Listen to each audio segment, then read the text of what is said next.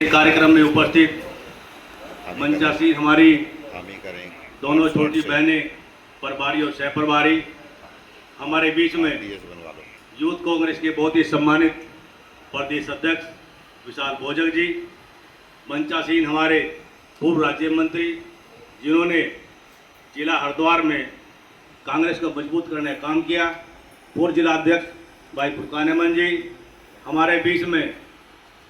पूर्व राज्य मंत्री जो हमारे हरियाणा से साथ आए हैं, हमारे बीच में सोम त्यागी जी, हमारे बीच में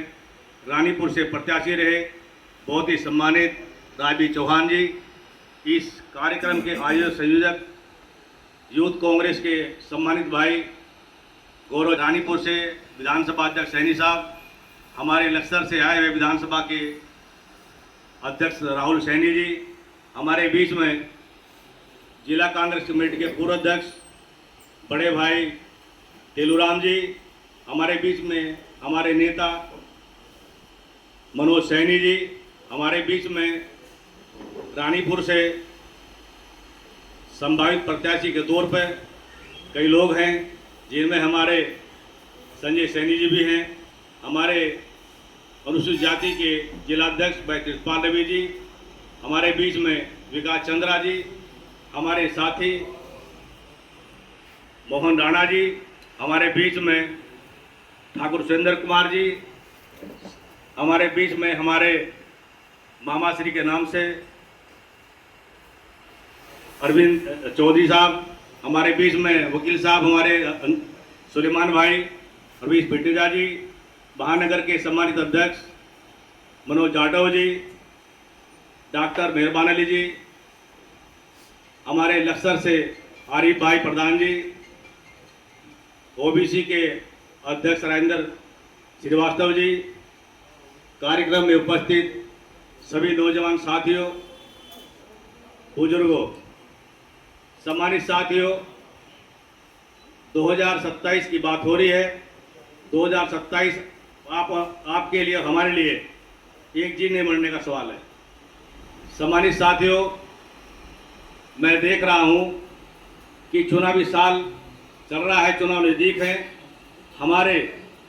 50+ के जो साथी हैं उनमें भी बहुत ऊर्जा का संचार दिखाई दे रहा है। हमारे जो छोटे भाई यूथ कांग्रेस संभाल रहे हैं उनमें तो जोश है ही है, लेकिन हमारे जो 50+ उनमें बहुत जोश है। सम्मानित साथियों, मैं सबसे पहले अपने युवा साथियों को इस कार्यकारिणी में जो आए हैं, मैं उनको अपनी ओर से शुभकामनाएं और बधाई देता हूं।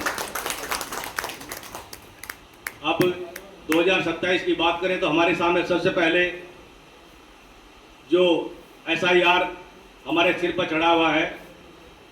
उसको भी हमको बड़ी सोच समझ के साथ में इसको तय करना है। जो हमारे सामने सरकार है, जो हम सामने, यदि हमने SIR पर ध्यान दिया और अपने खासकर ऐसी सरकार में वही वोट कर रहे हैं जिनको, उसके बाद आता हमारा बूथ कमेटियाँ। यदि हमने बूथ कमेटी को सही संभाल लिया तो वो दिन दूर नहीं जब उत्तराखंड में कांग्रेस सरकार होगी। सम्मानित साथियों,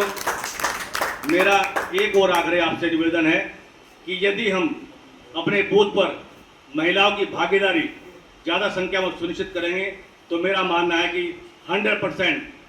2027 में चुनाव हो या 2026 में हो, यहाँ हमारी सरकार बनेगी। मैं भी भोजक जी के समाचार इनके भी भाषण सुनना चाहता था, लेकिन 3:30 बजे डीएम साहब की चुनाव संबंधित बैठक है, मुझे उसमें जाना है, बड़ी अर्जेंट बैठक है और विशेष करके उसमें जिलाध्यक्ष बुलाया गया है। तो मैं आप सभी का पहुँचे हैं, आप सभी का हार्दिक स्वागत करता हूं और अपनी बात को विराम देता हूं। जय हिंद, जय भारत, जय उत्तराखंड।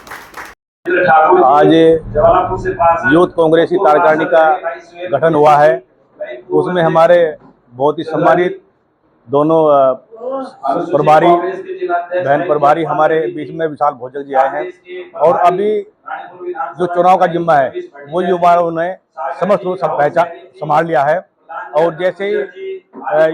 मैंने अभी आपसे कहा कि जिसे और युवा चलता है वो जमाना चलता है, अब हमारा युवा जो है चुनाव की ओर चल पड़ा है और वो दिन दूर नहीं जब उत्तराखंड में कांग्रेस सरकार बनेगी। बहुत से आपके सामने ऐसे ज्वलंत मुद्दे हैं कि आप देख रहे हैं कि चाहे SIR का मामला हो, चाहे पोलिंग बूथ का मामला हो, चाहे बूथ कमेटी का मामला हो, हमारे कांग्रेस के लोग उस पर तत्पर तरीके से लगे हुए हैं। और उत्तराखंड में भाजपा का जाना तय है, क्योंकि भाजपा की कथनी और करनी में बहुत अंतर है। आज के समय में भ्रष्टाचार का मुद्दा हो, और अभी देश में बेरोजगारी सबसे बड़ी समस्या है। हमारा शिक्षित युवा बेरोजगार है, शादी तक नहीं हो पा रही है। और मेरा मानना है कि जो अभी भाजपा सरकार ने तेल के दाम बढ़ाए हैं, वो मैं उसकी घोर निंदा करता हूं। जब चुनाव खत्म हो गए तभी रेट क्यों बढ़ा गया, मेरा सवाल है। दूसरा ये है कि जब इससे पहले तेल के रेट कम हुए थे तो भाजपा सरकार ने कोई रेट कम नहीं किया, लेकिन चुनाव की वजह से आज ये रेट बढ़ाए जा रहे हैं। और इस बार जो है भाजपा का जाना केंद्र से भी और उत्तराखंड से भी तय है। देखिए एक सवाल, जब से आप लोग 2012 में सरकार आई, हमने करीबन 100 लोगों को जो है कांग्रेस से बढ़ाया। और उत्तराखंड की सरकार को भ्रष्टाचार के खिलाफ